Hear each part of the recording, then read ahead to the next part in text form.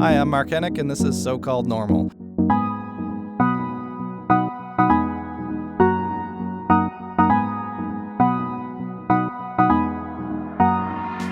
Today on the show, we have Tom Regehr. Tom's the executive director of an organization called CAST, somebody that I've been working with for the last little while, and he's some really fascinating insights, I thought, on things like addiction and trauma, and his story is so deep and so real. You know, you may not have heard of him before, but I promise you won't forget him after this.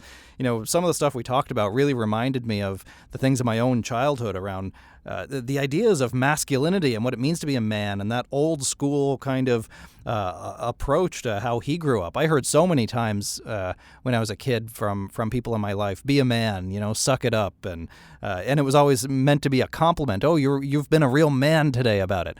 Well, what does that even mean, and what does it do to people? And yeah, I think you'll get a lot from Tom's conversation about that. It's real, it gets gritty, so I'll warn you of that, but I hope you enjoy it. Stay for the whole thing if you can. It'll be great. So here's my conversation with Tom Regehr.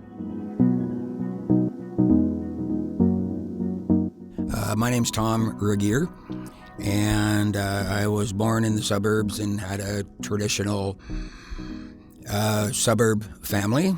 Mom stayed home. Dad worked. He worked in the automotive sector.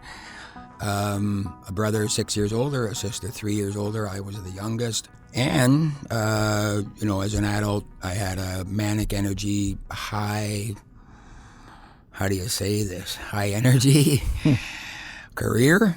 By the time I was 28, I was, a successful and sought-after consultant. Doing what? Construction management. Okay. But I learned later it was, I got a lot of work.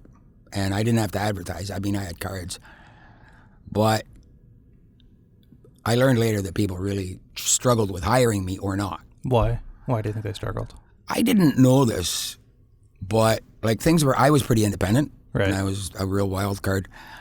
I had a reputation for saying, fuck that, fuck you, and walking out of meetings. Right. And I didn't know I had a reputation for that. I mean, I did it when it was necessary. Right. And I just thought it was once in a while here and there, but I had a tendency of just saying, your ideas are crazy, I'm leaving. Yeah. Or, I want this much money, or I'm going home. Or phone him, don't phone me. Right. But then the addiction took hold. There was trauma in my family. When I was in grade 2, that fall, she had her first, quote, nervous breakdown. Your mother did? Yeah, my mother did. Yeah. So I jump and I wonder, and I speculated with her, and we don't know for sure, but she got married, had my brother, 2 years later had my sister, 3 years later had me, and then, grade 1 she was busy, she did books at the church, etc., and she taught kindergarten and taught music and played music, but she was left alone with her self. And that's when, so we use the phrase her trauma surfaced. And then she was better, and then she was not good. Nobody told me when I was in grade 6 the effects of Valium and overprescribed Valium. So what did you see in your mother being overprescribed Valium? Well, The mother, when she was healthy, right, was everything I described and more. She would smile and make a cake and make your sandwiches. And I always felt cared for and understood. She was vivacious, active, intelligent, and doing lots of things. And then I would come home from school. She's sitting on the couch unwashed for days. And so my mom's on the couch, but my mother, the mothering, is gone. Right. And the way I look at it, and my interpretation, is that the multiple losses of getting my mom back, which I did for lengths of time, and then she would have another episode. Right. And then she was good. And I remember one year she got a job, and everything was really good at my home. We went to Quebec. I fell asleep, and Dad told me we were in France. It was really fun. It was good. He had a raise, and we had never done anything like that. But the next year she was off. Right. Inconsistent. Yeah, so it was loss, you get it back, loss, you get it back. You can imagine.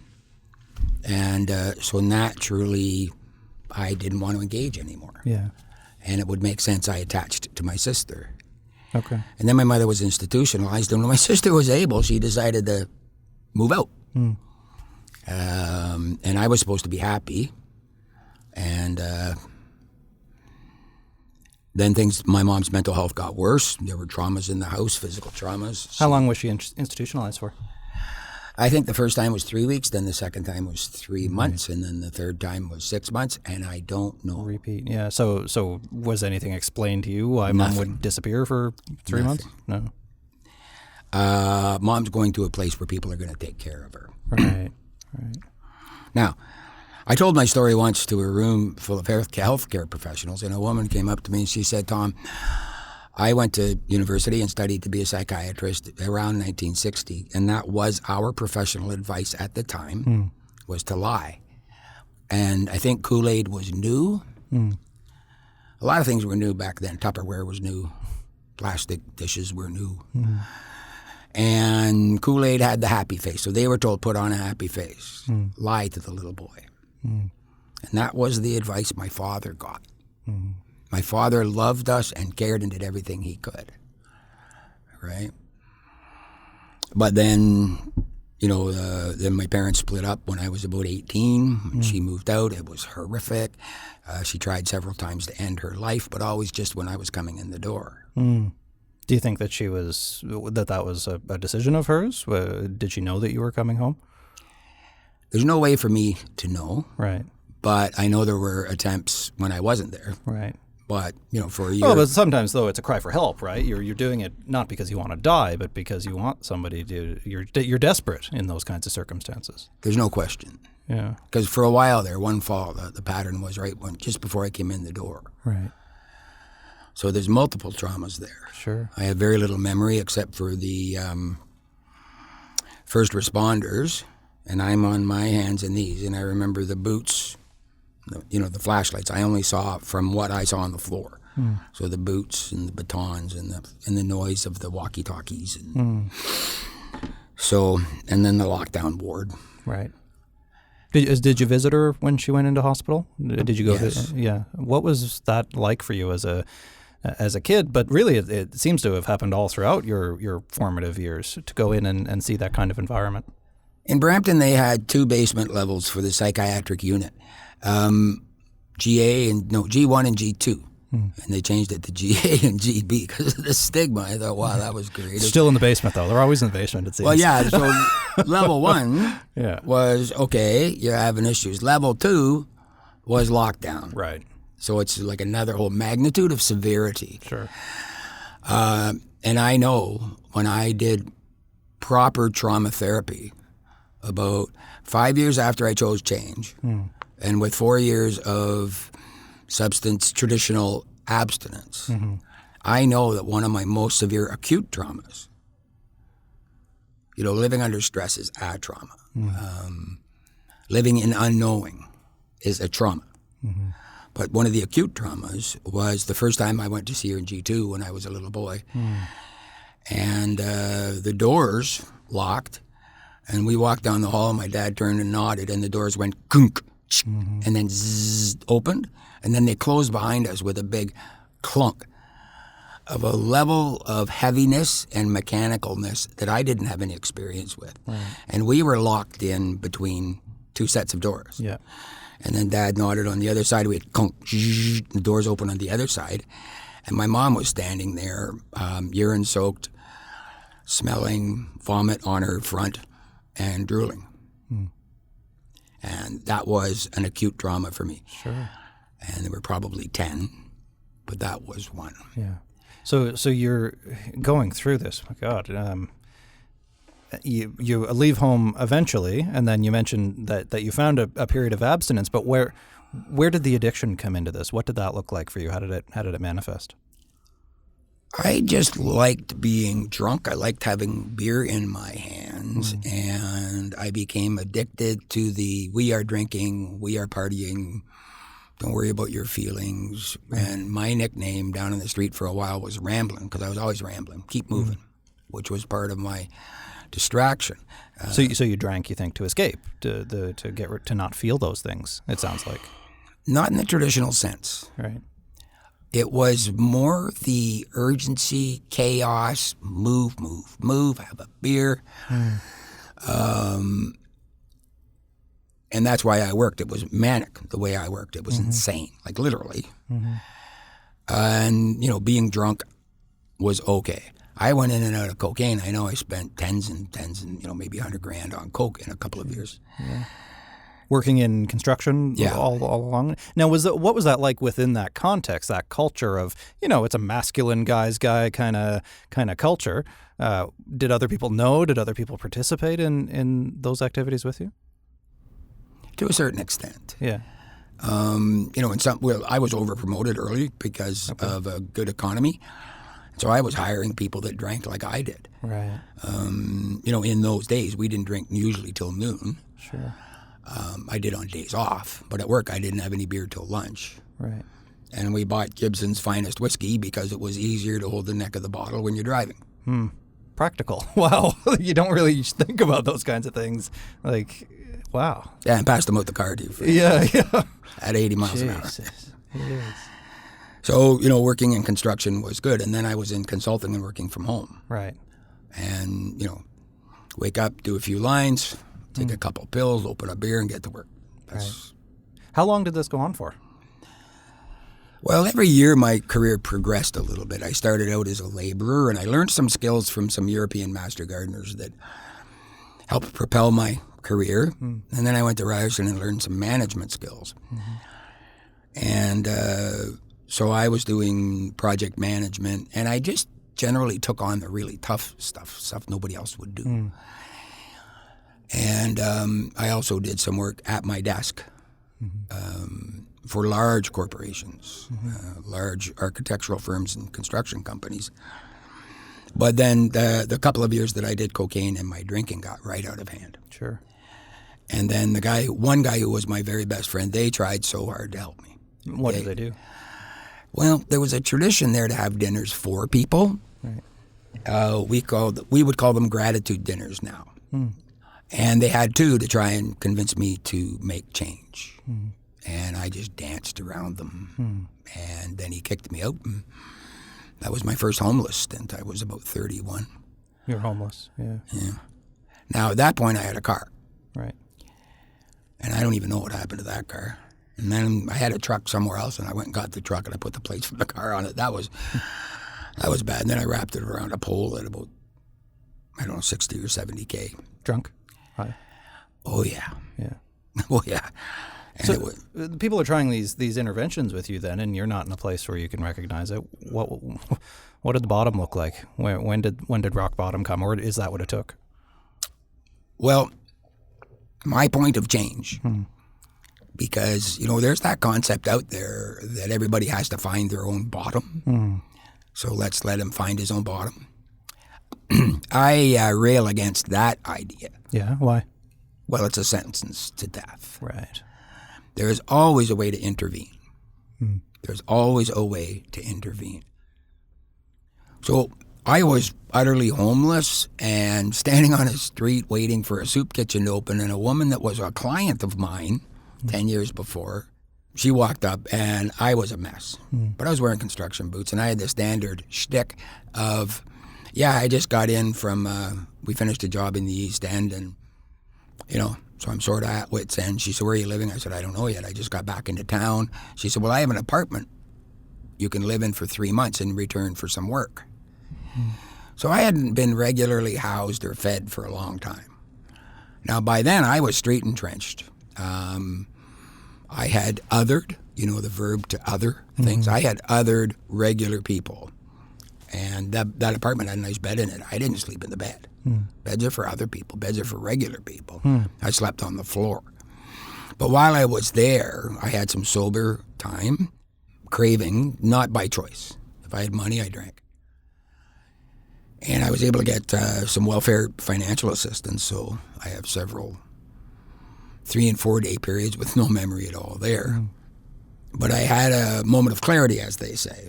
And I was laying on the floor coming out of a bender, and I literally couldn't move. Whatever happens to your body physiologically. There's a bit of humor there because I had to go to the bathroom really bad.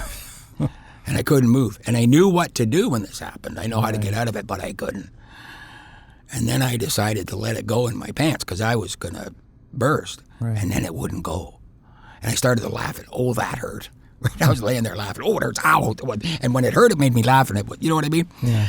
I thought it was hilarious, frankly. But while I was laying there, I was thinking about I had been obsessing on ending my life, and I had 2 plans. And there was a building nearby that was about 9 stories tall, and there was always a bin out back. I was going to skydive into the bin when it was half full, and I obsessed on that.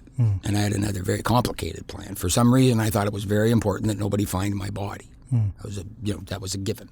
It was insane. And I was laying there, and I couldn't move. I was relatively coherent in my brain. Yeah. In my experience, you always feel coherent in your brain. I'm not sure it's always true, though. Yeah, and sometimes you think you're really clear, and it's, what are you, nuts? Yeah. And it's your craziest friend saying that. That's bad. Yeah. Watch me go. Yeah. But I did have a bit of clear thinking, and I was thinking about suicide, and I was thinking about the fact that I was over 30. I never in a million years thought I'd live to be 30. Really? Oh, no. Why? I thought I'd be dead. Yeah, sure. The way we were living and the way we drove fast and we just did shit, and I didn't care. Right. One of the reasons I didn't get killed is because I would, some guy says, I'm going to kill you. I'd look them right in the eyes. I don't give a fuck. And then stand like utterly defensive, like, you know how to stand when you're going to get in a fight. And then just say, you know what, I don't care. And, I didn't get killed. And, but laying there, I was thinking about all this and how old I was. And of all the various characters that go on in my head that are me, sometimes I talk about having different personalities. When I was about 26, somebody made a comment in a bar, and I was unemployed that winter. And, no, I guess I would have been about 30. And my friend said, oh, yeah, well, that's Tommy. The problem is he's got 7 personalities, but the problem is 6 of them are unemployable. Right? That's when the real me talks. Yeah. So there's a voice in my head that hardly ever talks. It's deep, it's low, it's timeless. And it comes out once in a while. It's part of me, and I was laying there and it said, Tom, you are handy. You're the guy that can get anything done. If you wanted to be dead, you would be dead by now. So what are you going to do? And so the what are you going to do came with a lot of expectation. Right. And that was my point of change. Yeah. I didn't want to die anymore after that. And then I became scared. Because when you think you're going to die, and you're going to die soon anyway, I know I was flying off the road in a car, and I believed I was going to die. There was a block wall right there. Sure. I was going 70 miles an hour sideways. I smiled. Well, it's been a good run. I got cancer diagnosis. I'm like, oh, well, been a good run. Right? But then I didn't want to die anymore. Right. And I didn't know how to live. So there I was, like 34, homeless, suicidal, part of the wholly unwashed, no social skills. I've alienated everybody. Right? Told them to fuck off. I defrauded for money everybody who would even say hello to me. So I was lonely and scared. Sure. So where do you go from there, from that place? How do you restart? How do you rebuild? At that point, I was lucky for a couple of reasons. Over that time, before I came homeless and suicidal in 35 or whatever, I think there's the other unsureness about the actual time scale. Sure. I mean, imagine, especially in that place in your head, time does funny things. Yeah. When I was about 3 years into my change, I had a 4x8 whiteboard, and I tried to do a chronology. So 2 things are true. There's a year and a half with no memory at all at that time. Now it's all either a blur or gone. And then memories that were actually physically impossible. Like being with that woman in that place. But when I worked there, I hadn't met her yet. And they're as real as my other memories. So you have to qualify that. Right. If, I write a book, A lot of this might be true. Right. Yeah, as far as I know, most of it is true. Here's the way I remember it today. Yeah. Right? Yeah. So that recovery then, was it an hallelujah, come to Jesus kind of moment and everything? No, the I don't want to die piece. But what I started to say is I had reached out for help before. Okay. Yeah. And, if this was a comedy, we would have to put in the scene where I was only like 24. I mean, I know I went in wearing a suit jacket, for Christ's sake. Or no, I owned one. I didn't wear it. But I owned one. So I must have been doing okay. I phoned the addiction agency and I said, I need help. I can't quit drinking. Yeah. And they said, okay, well, come in. We'll let you talk to so-and-so. So they put me in his office, and then he comes in behind me, and I did what we used to call drink for the judge, right? So when you go to court, you got to be at your best. So you can't be craving and you can't be loaded. So generally for me at that time was 8 or 10 beers, a bit of port, you know what I mean? It was just rounded off. So I reeked of booze, fresh booze and old booze. And he comes in and he looks down and says, you've been drinking. And I'm like, buddy, I phoned because he said, I can't help you if you're drinking. I said, well, I'm here because, he said, but you've been drinking. I can't help you. I can't help you stop drinking. Until you quit. Until you stop drinking. That's doing half his work for him. That's doing all of his work for him. I've always been proud that I'm not a violent man. Yeah. Oh, my gosh. I've never actually hit anybody. Yeah. I've never been violent. Yeah. So that prick, he turned his back on me and literally polished his golf trophies with a white cloth and asked me to leave. And I wanted to punch him. I wanted to punch him right in the back of the head. The way I'd seen on the street, lots of people punch each other. Yeah. And I've never wanted to hurt anybody before. Yeah. And I was so disappointed in myself. I cried and cried. Do you think I went back really soon? Right. Besides, fuck that, fuck you. Like, just, no.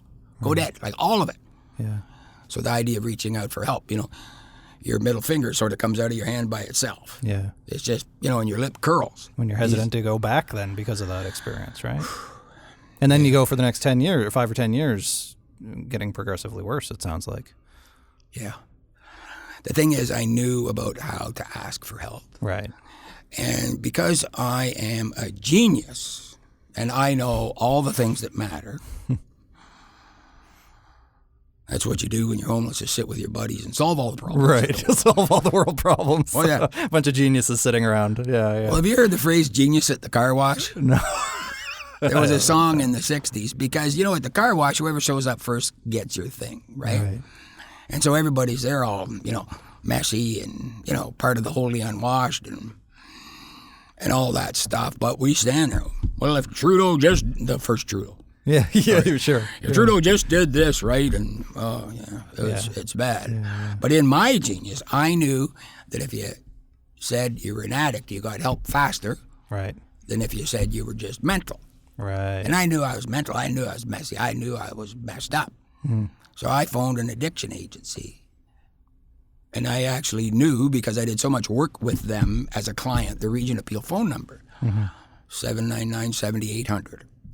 And the phone had just gone from 25 to 50 cents, which just about broke me all the time. That changed my life. And they made an appointment for me, and I went. And this was one of the most beautiful things in the world. They had a new program. And oh my God, they were proud of themselves. So this would be 27 years ago, 28 years ago, I don't know. They did the oh my God, sit up straight, make a face like you're getting a reward from the Queen, and say, I do harm reduction. Anyway. They were very So talk a little bit about what harm reduction is versus abstinence. And abstinence-based is you must quit, and you must quit now. Yeah. Harm reduction is we're not going to ask you to fully abstain. We're going to reduce the harm in your practices. And that's saved my life. I got 8 months of excellent, high-quality care with no pressure to actually quit. His name was Raj Sohi. He now works at CAMH. And during that time, Raj was so gentle. He didn't take any shit. He didn't give me any shit. But he had a really good sense of, I'm the professional. Right. You've come for help. What does that look like for you? It sounds like he was secure in his role as a helper, not trying to control you. And he didn't go to too many workshops and talk funny. Right. Does that make sense to you? Yes, it does. He was a human being talking to another human being. Yeah, and utterly calm. Yeah. And he didn't have to act non-judgmental. Right. He didn't have to act non-judgmental. He was non-judgmental. Right. And he didn't take any shit from me. This is as important as everything else. Right. And over that 8 months, I came to the conclusion. I tried to quit a few times. Mm-hmm. Some of the horror stories, some of the things I can't talk about without consulting a lawyer, making them public, happened during that scary, scary time. What was harder to quit, the booze or the coke? I was off coke totally by then. You were? Okay. And I had been into opiates. Okay. In a serious way. Oxys weren't out yet, but perks were on the street. Yeah. And by far my favorite high, I could have all the money in the world, a handful of perks and a 12-pack, and I was golden. Yeah. Because the opiates kill emotional pain. Right. Opiates kill emotional pain as well as they kill physical pain. So you have a special insight then into the opioid crisis that we're facing now with people dying everywhere. Yeah, and remember what I said about dying? This might kill you. So what we would say in the support groups later was, I'm busy trying barely to die anyway. Right. We talked about that the goal of the hardcore substance use is emotional suicide. Right. Now the logic doesn't fully carry, but Sure. We just want to literally kill the pain. Yeah. The first time I did some good heroin is the first time I felt good in my soul since I was about 5. I had body memories of smells and things from when I was 5, like the smell of the dryer, the smell of the backyard. For $40, do you think I did it again? Right. And my point is this: it might kill you. Do you think I gave a shit? Right. It feels so good in that moment. You don't care if you die. Yeah. Going back to how you feel without the opiate. Right. It's not worth a chance. Right. And then there's the traditional physiological craving. Right. So during that time with Raj, I came to know in my heart that I had to abstain. I had to abstain from all substances and behaviors that were associative. I had to. And I am one of the few people I've ever met in my life that went to a detox and a residential treatment center with my heart in it wholly, and I went for me. That's because of Raj. You went in for 30 days or a 28-day kind of thing? Yeah, I think I was in the detox for 5 or 7 days. Okay. And then I did a 28-day program. Yeah. The reason I'm laughing is I told my story for years, saying that I went to a detox, and I'm describing it in my story, and this is in Sudbury, and then I went farther north. Somebody came up to me after several years of telling my story that way. Tom, there is no detox like that in Sudbury. I said, really? He says, I think you went to detox in North Bay. I'm like, no shit. Yeah. Really? Learning your story, yeah. Yeah, and then he says, well, go look at a map. And I went, it made more sense. Yeah. For where I was. Yeah. So you do you said 8 months or whatever of one-on-one, go into a program, and then what happens after that? Did you do any other kind of programs, anonymous programs? Yeah. One of the things to think about is that not eating messes your mind. Not sleeping messes your mind. Sure. Long term. Not having enough liquid, even though I was drinking all I could when I was able, and then going to no food, messes your mind. The long-term living in the chaos and urgency of the homeless, not knowing your future, not knowing if you're going to eat tomorrow, if you're going to sleep tonight, and if you're going to get killed. You live with that. It messes your mind. So I go to detox, and there were some interesting things happen in detox. I had some really cool and fun hallucinations. Yeah, they were fun. And I knew they were hallucinations. Right. I was like, wow. And I didn't have to take any life-threatening, because in those days, you swallow shit. You never know. Sure. Right? And, yeah, they were fun. And one of the things I watched, I had Tic Tacs. And I watched them morph while I was looking at them into a pill bottle. And I squeezed on it because I knew it was Tic Tacs. I said, what, you fucking hallucination? And I squeezed it. And then I opened my hand, and it was still a pill bottle. So I tried it with my mind, and it turned back into... Right. Yeah, and I saw somebody outside who couldn't be there, and I thought, oh, she's bringing me something like, I think it was apple crumble, which is my favorite dessert. Right? So these are pretty cool hallucinations. Right. And there's a big story about who she was and all of that, but they were nice. So apparently there was a misunderstanding about when I was coming. I got off the train with $13, and now I understand North Bay. Right. And they're like, who are you? We're full. I said, oh, shit. Anyway, they got me in. Yeah. And then I went up and did a 28-day program.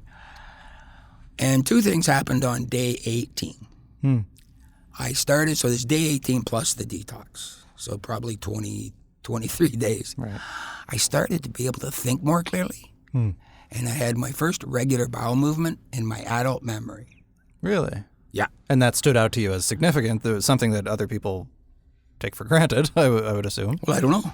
Yeah. But I'll tell you one thing, down on the street, I always had my wallet and I always had a comb, and under this armpit, I always had a roll of toilet paper. Huh. Always. And that wasn't unusual to you? No, it wasn't my normal. And anybody that came within 4 feet, I had a habit of going into a defensive pose and covering my wallet and my toilet paper. and I found myself doing that automatically into recovery, which I think all of a sudden is hilarious. Yeah, in retrospect. Yeah. Don't you come near my toilet paper. Hey, we protect what's valuable to us, right? Yeah, and cover your ass. Yeah. Literally. When I came back from that place, I didn't remember Jack. I didn't remember nothing. Right. And I was scared out of my mind, and I got in relatively quickly. I'm in Brampton, and Mississauga was a 3-week day program. Now, what happened is when I was held down and fed, and I slept in a bed there, even though I slept on the floor a lot, I did sleep in that bed there. I went to the 3-week day program 3 months later, and I was able to pay attention. I had people to talk to about it in the evening. And so when I had that moment of, what are you going to do? About a year and a half later, I went to the Credit Valley Drug and Alcohol Program. They didn't use the words, but they were very, very trauma-informed. What does that mean, in your view, anyway, trauma-informed? In this case, it allowed for our very complex emotional needs. And the momentum of having lived under threat and what it did to our souls, and the way we would attach ourselves to the program. For example, they told us right at the beginning it's 3 weeks long, and every day they mentioned, okay, 2.5 more weeks. Every Monday we talked about 2 weeks left, 1 week left, and they know that when the program is over, some of us would freak. I did, because it was the first safe place I'd had since I was 5. Right. And they had a binder and all these lessons that at the time I thought they were all freaking stupid. They brought in a dietitian. Here's me. You think if I eat yogurt now, it's going to save my ass? Do you know that if I, and a woman comes in and talks to us about breathing. Breathing? And I'm like, are you out of your mind? I was breathing the whole time when I wasn't a drunk, then I became a drunk, then I almost died, and I'm still breathing. And so a year later, we got a newsletter, and I'm on the phone. Hi, remember me? Will you write an article for our newsletter? Yeah. About breathing?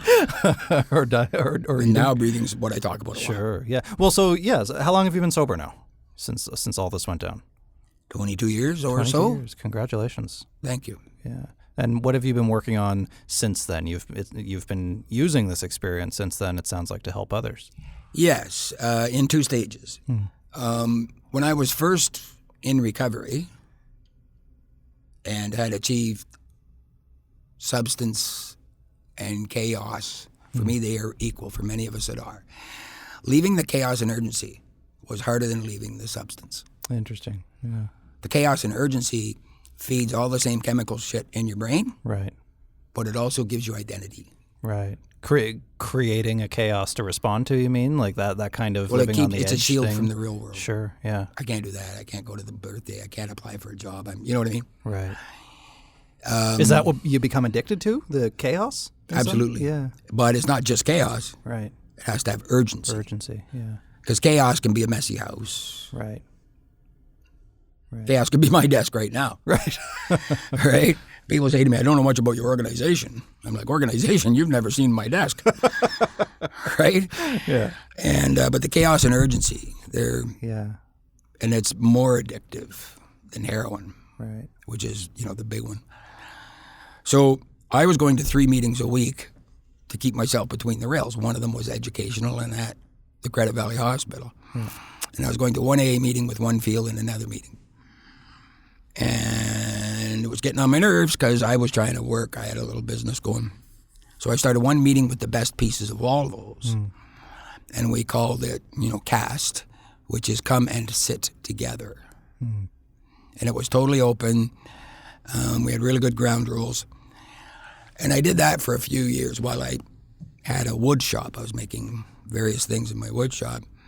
And it actually grew. At one point, there were 5 meetings. There were people going and starting meetings that I didn't even know. There was a women's meeting. There was a family meeting. There was another one. What was that? And it was, in terms of helping people, the core of my life. I got a small grant, and then I was out promoting the meetings. We made a binder. You want to start a meeting? Here you go. And a website. And I was out talking about the groups, and I kept getting invited back to talk about my story and the practical reasons why the group had the rules it did and why we stuck to them. What kind of rules? Always start on time. Right. We read the ground rules of conduct out loud at every meeting, even if it was only regulars there. We always quit on time. People need to be able to count on the space. Yeah. Religion, bring your own, we'll support you, don't ram it down our throats. That was it. And it was found to be a safe place. And then I started to do speaking, and that's when I realized, speaking about my own story, I was getting asked out a lot to speak, which was, for me, really cool at first, because I was a lot closer to the street than who I am now. Right. And the real reason I went wasn't the $40 grocery card. I went because I thought to myself, and this is true, I remember I would shave my neck. So my body hair made me look like I had a face, right? I had to shave my neck. And I would shave my neck and put on a relatively clean shirt. Because in my life, where else am I going to be in a room with 30 women who wash every day and have jobs? This doesn't happen to me. Right. Rock and roll. Yeah, I'll drive to Oakville. I'll be right there. Hello.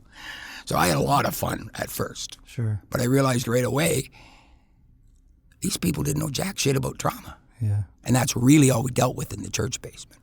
We didn't use the word trauma in the church basement. We used the word shit. So we would warn people right away. Okay, you got a month sober. At AA, they think and act. They act like you won the Olympics. It's literally crazy. You got to make a movie about that. You'd have to hire some really good actors. Because they literally, and you're the center of attention, and you talk to your mom for the first time in a decade, and you're crying, and everybody's so happy for you. 3 months, man, your mom's phoning you. Why don't you have a job? Right. Nobody's giving you attention. They're saying, please make the coffee. And you're at home alone. You don't have a job yet. And your shit will surface, which is all the emotions you've been oppressing and suppressing. And it can be catastrophic. So we would prepare people. And that is what we did. And we did a lot of that. And the ground rules and the formats contained all of that and honored it all. The focus is what's going to keep you from having a good day tomorrow. What's going to keep you, not triggers, not God will save you, you can't save yourself. No. So it was very popular. So when I was out doing speaking, I started to do speaking. I realized they didn't know about trauma. So I did the only thing that made sense. I phoned the author of the latest book about trauma. She ended up being the CEO of the Canadian Mental Health Association Ontario division at the time. And I had done some work for them. So they gave me a bit of her time. She came and did a training for free, and she taught me how to do trainings. She charged half price for the next training, charged full pop for the next one, then didn't do any more for me. But that got me started on doing trainings. That and some friends of mine that were in business and supported me in how to do that. Within a year, I shut down my wood shop, and I was out doing speeches and panels and workshops and holding small conferences. Did you ever find at any point in this process, especially early on, that digging up these stories of your past and maybe stuff that you haven't fully processed yet, or maybe you had, I don't know, but was it hard for you to keep digging these things back up for other people's benefit? how do I say this? It was extremely hard work, but it was hard work I was capable of doing and confident in doing. One of the things I'll say here that I very rarely say out loud is the bulk of the work I was doing was destigmatizing emotions in general. I could go up to any microphone and cry the whole time, but I always would break into crying a little bit and never, ever apologize. And I could make a whole room of people cry. I'd rather make them a little uncomfortable and make them think. I had a friend that was literally addicted, and this is fun to say that, but he was, to standing ovations. He told me he was on number 18 in a row. Sometimes I don't even get applause. Because it's so real? Yeah, and I challenge people. Sure. And so when they leave, everybody goes quietly from the room frowning. Yes. I don't think that's... So I would probably lean more toward the addiction toward standing ovations than frowning. But, I get where you're coming from. Well, one comes to mind because it was a very unique presentation, and it was the addiction field players from all over Central Ontario in the audience for all the wrong reasons. It was stupid. Well, do you find, and have you found that, because I find this sometimes, the toughest audiences can be people when you're preaching to the choir sometimes, the people working in addictions, working in mental health, because you can't just go in there all the time and say that everything's rosy and great and everything you're doing is wonderful. Part of the role is to help them evolve as professionals, right? Yeah, and there's more stigma in that field than in the general public. There's more stigma against people with substance use issues and traditional addiction. When we had that newsletter I talked about, we were all putting our full names on it because some people were in AA. Do you put, Bob C. and Bill K., right? And the only woman that didn't want her name there worked in the healthcare field. She said, if they find out I have an addiction, I won't lose my job, I'll lose my career. Wow. Nobody else cared. So the stigmas against people like I was at the beginning was very severe. Now, CAST has evolved pretty substantially from church basements. Where are you at now? We were running around the province doing workshops and selling out. If I went into the Niagara region, I booked one, and I booked the room exactly 4 weeks later because it would sell out, and I would do another one. That would have been 2004, 2005. Now, we're at a place where we're working to help make change at a different level. When I started, I was advised, don't use the word trauma in your title or nobody will come. Why? The stigma about it, fear of it. And I didn't. So we called it understanding addiction and yada, yada, yada. I don't even remember. And I would just say sometimes that you notice that we're talking about the pain and the suffering as opposed to the substance. We have a collection of sayings. One is it's never, ever about the substance. And it's not, ever. Have you ever met anybody or heard a really convincing story from somebody who had an addiction to a substance of any kind who didn't have some sort of trauma or emotional upheaval or emotional dependency? Has there ever been just addiction without anything else? Yes. Yeah. But here's the thing. Remember I said I used to shave my neck? Yeah. One of the things I would do when I had a good speech is I'd go and get a retail haircut. Because normally I cut my own, which made the back kind of, if you're going to ask a girl for a date, just keep her in the Don't let her see the back of your head. Yeah. Good dating advice. But I would get a retail haircut. Sure. And the woman, her name was Rosanna, she told me about how her dad quit. And he drank either a 26 or a 40 every day of her life, and one day just quit. And I said, that's fascinating. So I asked some questions about him. And he had, what did he have? I use this as an exercise. You know what he had in place when he was physiologically addicted to rye? Everything that we help people get in addiction treatment. He had self-worth. He had supporting and loving family. He had money. He had a place to sleep. He also had the idea, and this is the single most important thing. His name was Lorenzo. He had the idea that if he worked hard now, he was worthy of the better future it will bring. And that is by far the largest piece. So I've been collecting stories of people who become physiologically addicted and quit. Every single time, they have all the key pieces in place. But the most important being sense of self, right? All those words, self-esteem, self-value, self-worth. And an idea that there can be a future, if I do some hard work now, I will have a positive future. And I'm worthy. When we were doing all the work with people in addiction, we did a lot. Mostly we did panels, 3 or 5 of us with history, and an audience of 30 to 50 health and helping professionals. One of the most common questions was, what if somebody had have offered you services? What if somebody said something? And the response right across the board, and I'll tell you something, all of us, addicts and trauma survivors, we use the phrase whack jobs, but they said that we shouldn't use that. So all of us wackos, we hardly agreed on anything. Right. But when the question came up, was there one thing that what we knew about the services, we didn't think we were worthy. That was the one or two universal things. So yes, people become physiologically addicted. Sure. And I've got more stories like that than you've had hot meals. Sure. Yeah. Over time, we hit the traditional Malcolm, whatever his name is, tipping point. Malcolm Gladwell, yeah. Yeah. Okay. Tipping point. Yes. And all of a sudden, trauma has become from taboo to the thing. Being trauma-informed is everywhere. And everywhere you go, there are people saying, I'm going to do training about traumas too. And I don't have an MSW or a PhD. And everybody knows my material came from condensing all the learnings from those 100 panels that we did.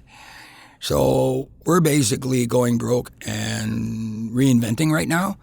And plus, post-cancer, I'm tired. I don't have another reinvention in me of a full type.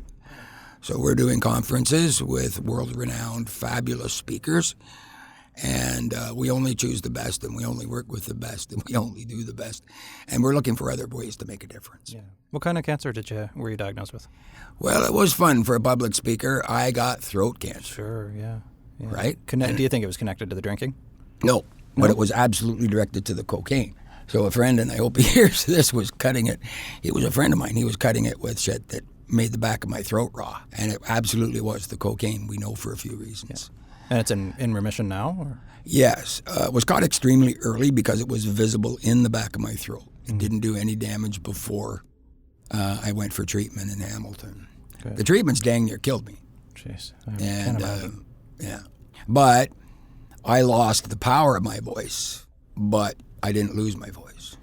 If you're concerned about somebody who's struggling, I think almost anybody listening to this probably has encountered this, even a parent or a brother, a sister, a close friend who's struggling with an addiction or with their mental health in general. What would you suggest that they do or say to them? The first thing to do is think about why you care and how much you care and how much you're going to hate yourself if you don't do something appropriate. The thing is, you don't know what is appropriate. The next thing to do is think, you care about this person or you wouldn't be worried.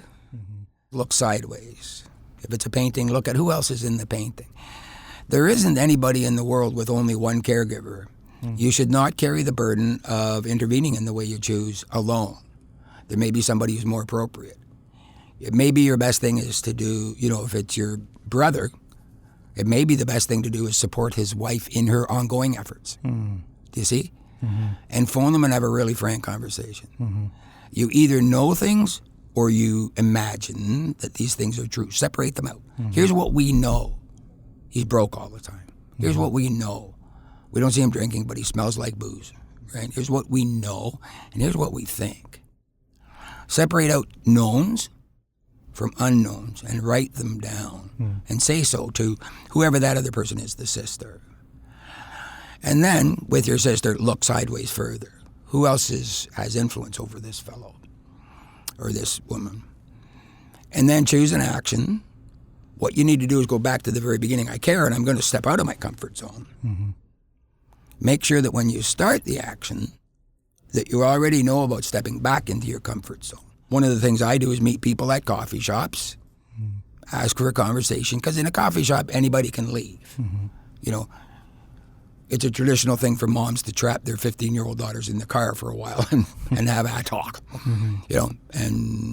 But this is the opposite, you know. Always have the door open for the individual to leave, and so, you know, it's an age-old idea, the "I love you" sandwich. You may not say "I love you," right? I could do a question like this with a friend. Look, we've been working together for a long time, and I've learned to have a lot of respect for you. But I'm really concerned about this, and I don't know what to do, and I don't even know how to talk about it. But here's what I see. And then you go to your list of what you know. If it's what you imagine, they'll fight it like a ninja.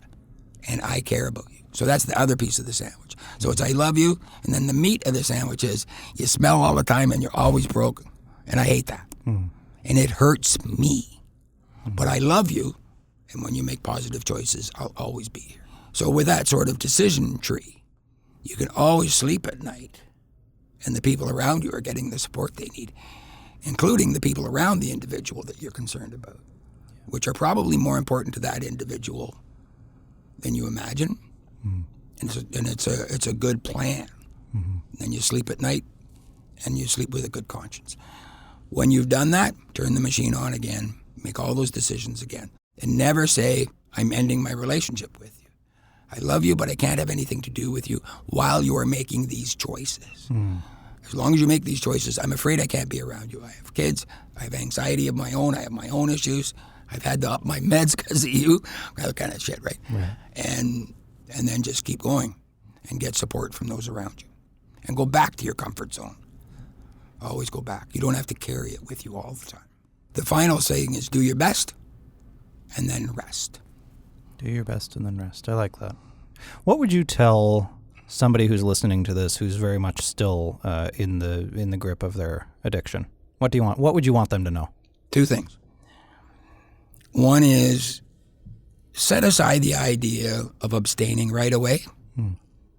Back off and look at what you get from what you're doing and why. And then the other thing is pretend that there's a mirror with two images. One is you got to look at somebody you care about who cares about you and look at them and you as one thing. Look at your connection, look at the person. How much do you care about them? How much do they care about you? And sit with that when you're at your best. The thing is, if you're going through, you know, copious amounts of drug use, and they're very different from each other, you know, coke and uppers and heroin and et cetera. Just get to your good place. Like I said, drink for the judge, right? Get yourself where you can be coherent and just sit with those things, right? And then reflect and choose. I got to the point where every time I picked up a beer, I'd look at it and say, do I really need you? I wouldn't stop. Sure. That was my advice from Raj. Don't stop, right? And then by the time I actually quit, I remember laughing because I had to have the beer because the physiological addiction was huge. Plus, I was going to detox the next day. Right. And I hated it. I loved beer. I loved it. And red wine. You know what? I could do a romantic, you know, PG-rated poem about my relationship with beer and red wine. But by the time I had my last beer, have you ever kissed somebody you've already broken up with?